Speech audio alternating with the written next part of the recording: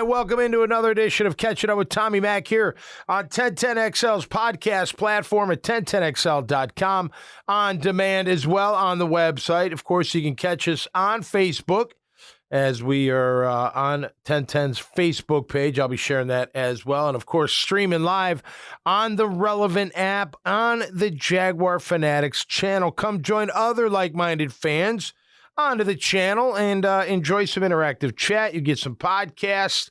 There'll be more content added. You can add even some of your own.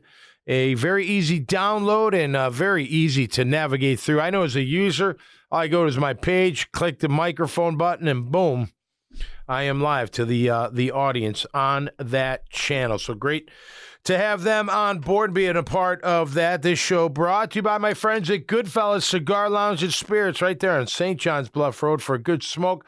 I don't smoke cigars, but I know a lot of people that do, and they enjoy them. You enjoy a smoke, go get a good smoke at Goodfellas. Full liquor bar. It's got a billiard table. It's got TVs all over the place. Cool to hang out during the day, nice and quiet.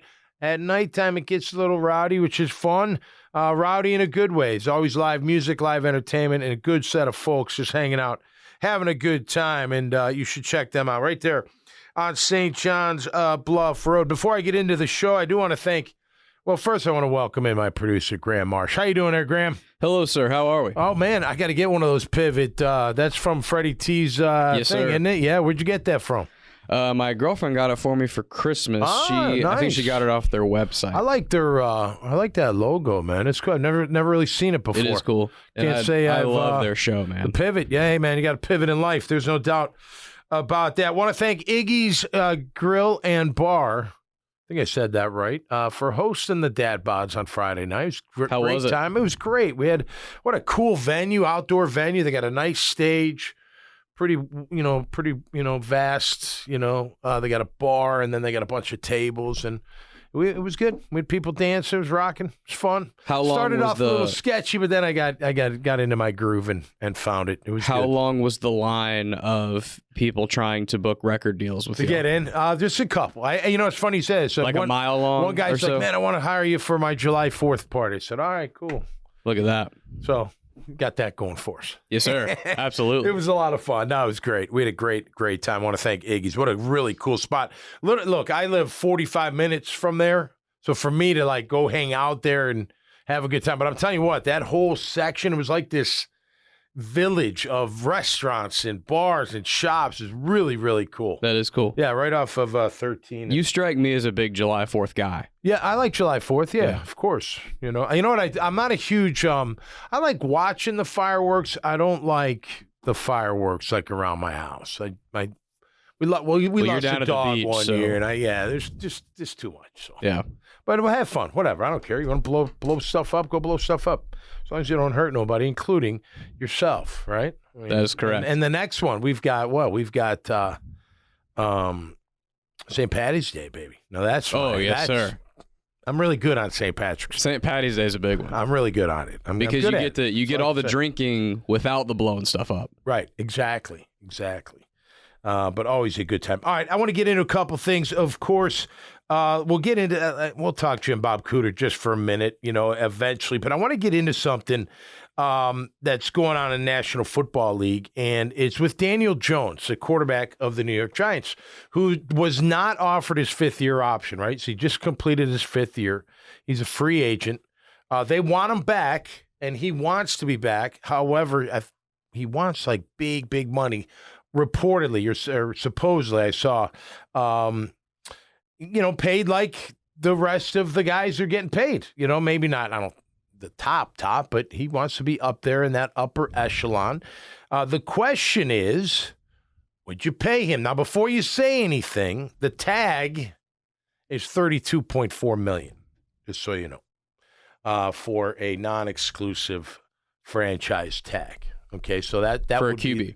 For a QB. So that was if you can't find an agreement to the long-term deal, that you're $32.4 million, or you're letting them walk. That's the thing. But they want him back. So before we do that, is he a franchise quarterback, number one?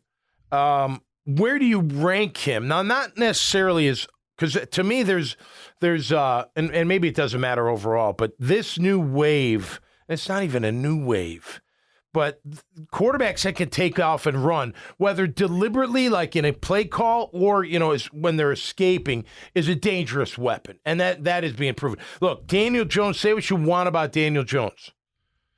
This past year, I'll talk about his passing in a minute. His running, he doubled his attempts twice more than he's ever done in the last 4 seasons per season. The highest he had was 62. This year he had 120 for 708 yards, almost 6 yards a clip, and 7 touchdowns. That's some productivity with legs. He kicked the crap. He carved us up. His legs, basically, but he did. He beat the heck out of our defense.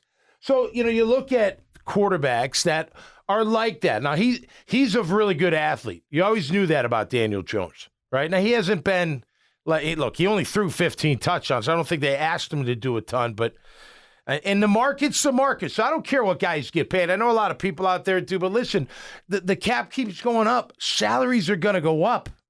You may pay top 10 for, a top 15 QB. You may, because that's the market. He's a free agent. Or you let him walk and you start over. That's your options. Maybe you're ready to do that. Maybe you're not. Are the New York Giants ready to say, you know what, Daniel? Well, you tried really hard. You're a good guy. We like you. Last year was your best year. Maybe Dabble had a lot to do with that, right? Maybe Dabble said, hey, man, this is how you're going to really affect the game. And we've been talking about it all year long with Trevor. Trevor ball. Just go. Yeah. Take off. Go. You're a total weapon when you take off and run. And you look at it. So look at these guys. You look at Trevor. You look at Fields up in Chicago. Allen in Buffalo. Mahomes, of course, he's more pocket, but he obviously showed in the Super Bowl that drugs work. And the ankle was fine. Hurts, of course. Jalen, he's a total beast. Murray, with his legs, are you kidding me? Burrow's more of a pocket, but he can hurt you with his legs. He's a kind of quiet athlete. He's more just like escaping a sack. Yeah, they're not going to call a run for him. Right. These other guys, they'll call a run for, and they should. Russ Wilson used to be that guy. He's not that guy any longer. But that's about it, I guess. There's about 8 or 9 guys I may be missing. But that's the way it's going, I think. And I think it's a great thing. You're now in we've evolved to a point where if you are like a college QB coming into the draft, it is now a knock on you if you're not mobile. I forgot Lamar Jackson. Jeez, how did I forget Lamar? Well, Lamar Jackson's the greatest scrambler. Yeah, and they call some plays for him, or used to call 100%. Yeah, so it's the game has evolved. The game has evolved enough, I would say, to where now if you are not relatively mobile, it is a knock on you in the draft process. Well, unless you're Herbert. He's okay. Yeah, he's all right, but he's not a huge get out of Dodge guy. Right, and he's a pretty good athlete for a big dude. It doesn't mean you're a bad prospect, but it means your other stuff better be really good. Unbelievable. Yeah. Whereas like 15 years ago, no one cared if you could move or not at all. Yeah. But now it's like if you can't move relatively well, I better see a lot of other things. So I wonder if Dable, looks at Daniel Jones kind of like Doug looking at Trevor, like I can make this guy my quarterback, for my offense. Like who's better to run Doug's offense right now than Trevor? Yeah. I know I'm biased, but I mean, could other quarterbacks? Of course they could, but they're getting really comfortable with one another. That's his guy. Like he's riding with him, and maybe Dabble feels the same way about Daniel Jones. I wonder what Dabble thinks. Brian, am I saying his name right? Dable, yeah. The head coach, Brian. What does he think? And you paying him big money, Brian, to be your guy? I mean, because look, bird in hand, 2 in the bush. We've been through that analogy before. Can you get? I don't know what their draft number is in the first round, but can they get to a quarterback? They made the playoffs, so they're at least in the 20s. They don't have any old trades that got them up there. I don't believe so. Yeah, I haven't really looked at it yet. But do you start over? I would just try to find some common ground. Because would I pay him Mahomes money? No, I wouldn't. I wouldn't pay Murray what they paid him. I'm not a huge fan of Kyler Murray. I hope this new coach and him get along really well, and he gets him to. I mean, I can't believe you've got in your contract that you have to study film. I mean, that's just Kyler's got to grow up. He's got to grow up, right? And he's ultra talented. I would never take that away from him. There's no doubt about it. That guy. Holy cow! Watching him just. I mean, and he's got the arm. He's got the. I mean, he's a tough one. I'd be using him a lot with his feet. Although he's little, he's not little lower body. He's just little in stature. But he's just short. Yeah, he's not super he's skinny. Yoked. Though. No, he's not skinny. Yeah, not at all. But he's still. You don't want him taking a lot of hits. No. You don't want any QB taking hits. No. But the bigger guys, I don't worry about. Like, Trevor can take a hit. Right. That dude lit him up from the Raiders. You saw it on the video. It was great. He's like, hey, man, I like getting hit. Right. Bring it on. Right. But he got smoked on that play. You remember that play. That was a big hit. And he got right up like it was nothing. Daniel Jones is in that weird gray area category of QB. Dak Prescott's in that category. Kirk Cousins. Yeah. Where like these guys are good football players, right. but you don't you don't consider them Mahomes, Allen, whatever. Agreed. But you've already said it. Dak, I got up there. I think Dak when he's on. Dak's like top of that tier, bottom of the next tier. Agreed. But those guys, you put the organization in a weird spot because it's like I would like that primo guy that I think can carry us all the way year after year. Right. I would like the Mahomes guy. Right. But to try to find that Mahomes guy, that probably means I got to blow this whole thing up and start it over and get rid of my current guy. And I don't know if I want to do that because he's not terrible. No, right. And you can win with him. Right. You can win with Daniel Jones. There's no doubt about it. Will he take over a game with his legs? He did against us. Not that we weren't playing that great on defense back then, but they did. He did. I remember after that game, like, oh my gosh, that guy killed us. I think he had 100 yards rushing, didn't he? He had a big day on the. I remember the second half. He started taking off. I remember he ate us alive in the fourth because Saquon was having a decent day. Yeah, and not an amazing day. Pushing us around in the second half. Well, we started selling out to stop Saquon. Yeah. So all of a sudden, you fake that handoff, come around, there's nobody there. Yeah. And Daniel Jones is getting a free 10, 15 every time. Yeah, and he's got good wheels, and he's a big guy, too. So he's not a guy you can just give tons of real estate. No, he's not that guy, yeah. So it's funny you mentioned Cousins and Dak, right? Mm-hmm. We're very good quarterbacks. Yes. They just haven't closed many deals, big deals, meaning playoff wins and championships and things like that. And that's really what we're talking about, right? Right. Well, no doubt. But again, you still like them on your team. What'd you pay them? Big money. Yeah, and so the Daniel issue Jones is sitting there. Okay, hey, fine, compare me to Dak. I got no problem being compared to Dak, right? I'll take that $50 million or whatever it is. But then you sit there, and this no knock on Daniel Jones, but you sit there like, man, I don't know, $50 million, $40 million, $45 million. I mean, now, I'm not in the organization, so you may love the guy. And if you love the guy, it's easier to give him the money, right? Because you know he's going to come to work. And you got to believe in that and all that. And the money's not going to change him. And he's coming to work, and he's coming to win championships, and you're totally sold. So maybe Brian Dable, he's sitting there going, no, this is my guy. I don't want anybody else. Or maybe he's not. Maybe he's like, no, I like Daniel a lot, but we need to go a different direction. They're in a predicament. They're in a predicament. One of my other questions, I'm going to bring it up again, and we don't have to spend a lot of time on it, but I think the Jags are in a predicament with Jawaan Taylor because of that tag. You're not going to tag him at $18 million.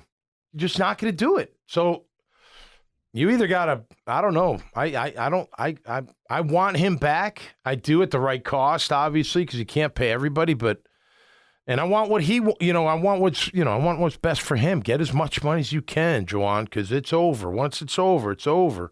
You'll never make that kind of money, especially today. You never, unless you hit some big dime tech company, you founded something, or your family's in oil, or you know what I mean? You're not making $50 million in a year. You're not making $20 million in a year. You're not making $10 million in a year. Or 5, unless you're doing like TV or something. 3 or 1. Unless you're doing TV or something. Or TV, and some guys can. An offensive lineman in Jacksonville is usually not going to be the guy that's getting that kind of thing. No. And, look, if I'm him, I'm like, I want to get paid like Cam. Maybe, I mean, and you know what? This is or a good leverage primo point. Right tackle. If they're saying we're the same, I'll take Cam's money. What did Cam get paid a year? 15? 17? More than that, I think. Was it 17? He did it was a 3-year deal. Was it $51 million? I'll have to hit up Spot Rack. That'd be $17 million. Maybe that's where you start. I don't know. I'd like him back, but I like Walker Little too. And listen, man, it's a business. You got to figure this stuff out. But let me throw. Well, it's not even a good question because you can't compare. The franchise tag's now open, I believe, so they can figure that out. Cam makes $16 a year. Okay, his deal is worth the total deal is worth $54 million. Okay, yeah, and 33 is guaranteed. Yeah, at signing. I mean, if you're Jawaan Taylor, you're saying that, right? And that's about right for a left tackle. Yep. They could probably notch him down a little bit because he plays right. But in terms of the franchise tag, the Jaguars, I don't really think there's anybody that makes a lot of sense to franchise tag. Because all the guys that they would want to keep are guys that are young and they'd be willing to keep for like 4 years. Yeah. So it's going to be cheaper year after year that way if you sign them to a long-term deal. With the Jaguars trying to make the cap work this year, a franchise tag for an expensive position is going to be a casualty to that. No, I know. And there's not really a guy that like... No, I know. You know what I mean? I do know what you mean. I mean, I wish Josh Allen was the guy. He should be the guy. He's not consistent enough. I mean, he's not. You know what they need, I think, at defensive line as a whole?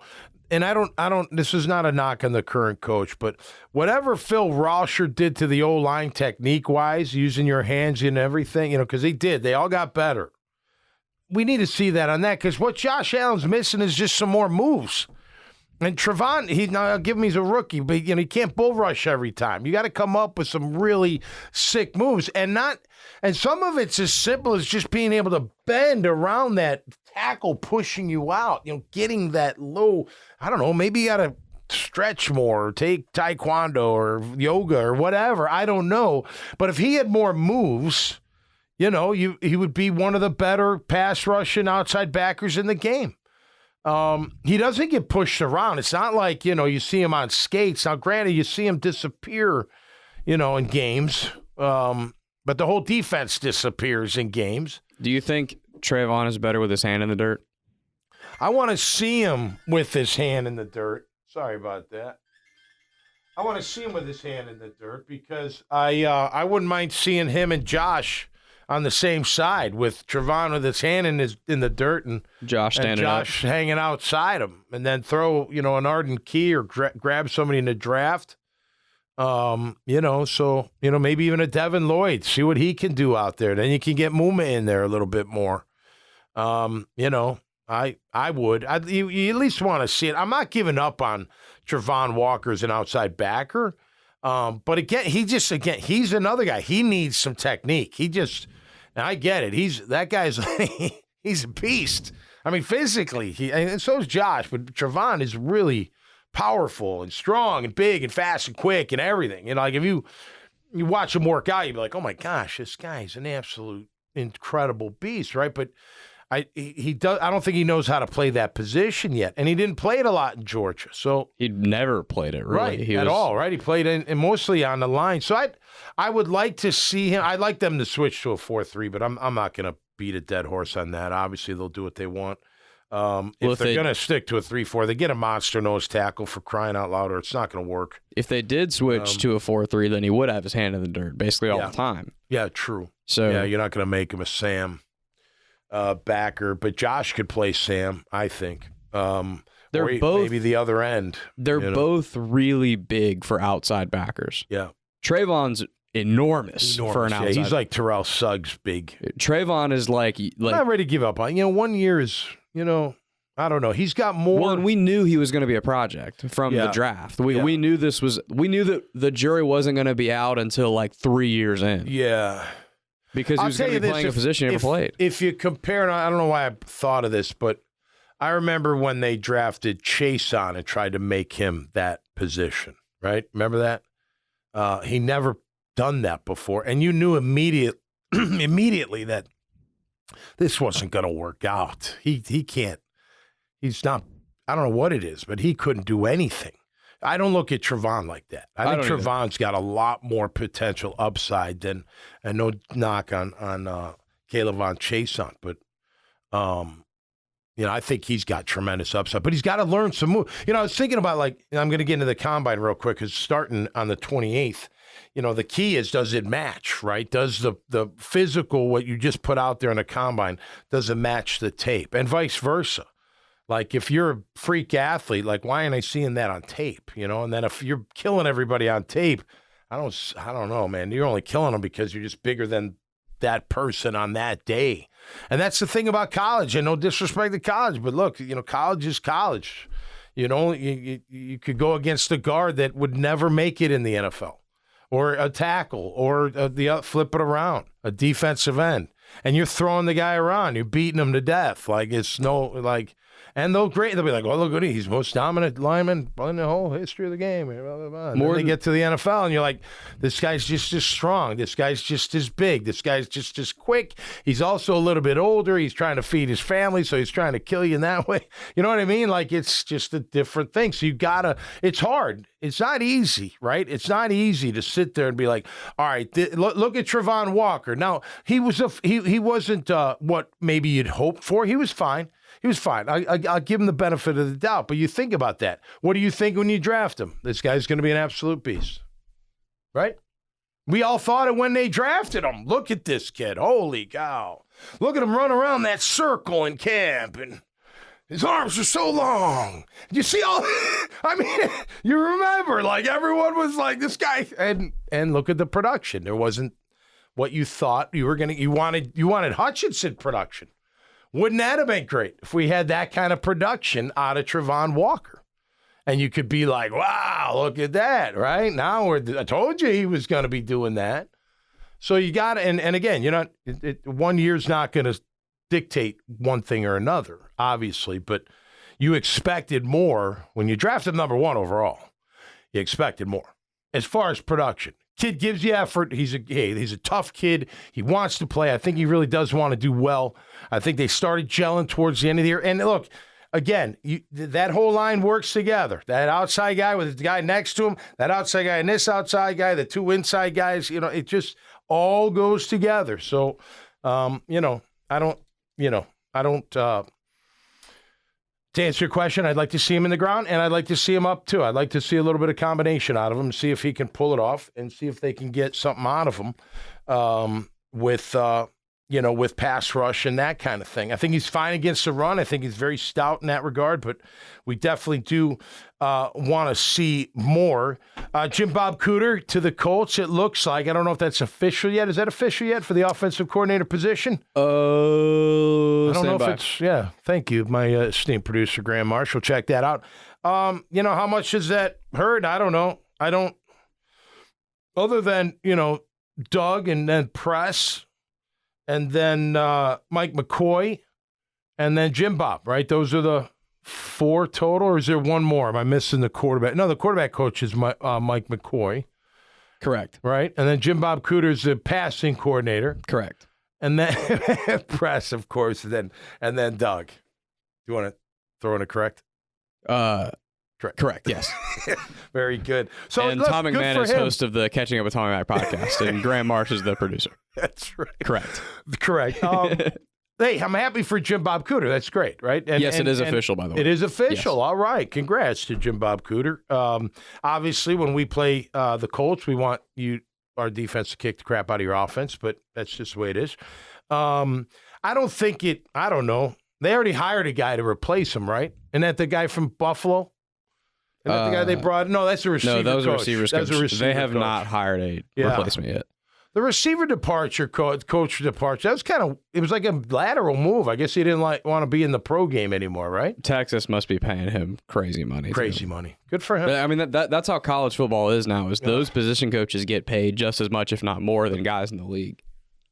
At their position, yeah. Do they really? Is it that good? And if if you're, well, I mean, think about Nick Saban. Yeah. The last few years, his OC has been Bill O'Brien, and his O-line coach was Doug Marrone. Right. Both of those guys could have been in the league if they wanted to. But you think they get paid more in Alabama than they do on the NFL? Maybe not more, but it's at least comparable enough to where you'll consider the NFL. And you also recruit though, or maybe they wouldn't. Maybe Saban's like Chris Jackson strikes me as a recruiting. He's younger. Yeah. I think he relates to players well, and he came from college before the league. So good for him, man. Hey, man, if that's what he wants, that's fantastic. So, so Jim Bob heads off to the Colts. We'll see what kind of effectiveness they got to get a quarterback. Jeez. Oh my God. Yeah. Doesn't Will Levis have Indianapolis Colt written all over him? Yeah, he kind of does. I want to see more. That's one thing about the combine. I know a lot of guys don't throw, but I got to see more out of these guys. I mean, look, the one I've watched enough Florida to see Anthony Richardson, and I do like him. Obviously, you got to hone him in a little bit, but he's got all the tools to be what you want out of an NFL Drafting QB. Anthony Richardson to play quarterback is the same right now, in my opinion, as drafting Travon Walker to play outside backer. Yeah. It's like everything's there physically, right? But God, is he raw. There's in terms of teaching stuff, you got to start from basically the ground. Yeah, no doubt. And again, but being able to move and get out of Dodge is such a weapon to have, an asset to have. I mean, just ask Justin Fields. I mean, he ran for his life this year, but he got out of Dodge a lot. And actually had a pretty decent year considering how terrible they were up front. But I want to see more. I'm not going to say this yet, but I kind of like Stroud more than I like Young. I like them both. I like Young. Young. I don't know. His motion's like too. It's not. It's. I don't want to say it's too pretty. It's almost like it's not. You know what I mean? It's more like. Phew. You know what I mean? It's like the way I don't know what it is, but he gets it there. I'm not saying he doesn't have the arm. I want to see his arm. I don't know if they're not going to throw at the pro day. But if you're a quick motion guy, then you love Anthony Richardson. Yeah, that guy gets the ball out in negative time. Yeah, it's insane. But you look at Josh Allen, Mahomes. I mean, they're like it's out. You don't have a lot of time to get that ball out. And if you're more, I don't know. I'll have to see. But are you willing to take a slightly slower motion if you know it's more accurate? Because Richardson gets the ball out really fast, but he's got major accuracy problems. Yeah. Well, Bryce Young is on the nose. You know what? Josh Allen threw 17 picks at Wyoming his last year. Yeah, that's fair. 17 at Wyoming. That's crazy. Tell me that ain't a red flag. You're like, what? 7? That's Guess crazy. Who? Really? You know what I mean? But maybe they can hone that in. I'm not knocking Bryce Young. Obviously, he's a very talented young man, and he'll go high in the draft, if not the top pick, if they trade out and whatnot. But I don't know. Stroud I see a lot of grit out of him, and he's got the tools too.